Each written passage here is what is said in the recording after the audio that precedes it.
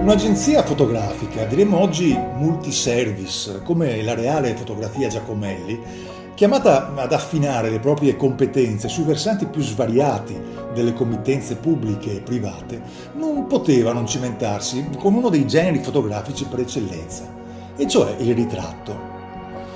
Genere che lo studio veneziano ha declinato in contesti storici e produttivi molto diversi, dalla ritrattistica nobiliare a servizio della Casa Reale d'inizio Novecento all'erogazione di un servizio in serie a beneficio degli adempimenti burocratici e documentari dei comuni cittadini.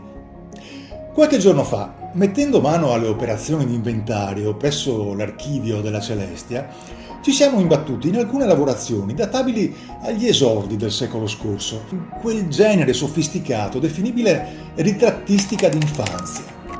La produzione, cioè di scatti destinati a trasferire l'iconografia familiare dei più piccoli dalla carta all'oggettistica da tavolo, che oggi alimenta quel ricco filone dell'antiquariato.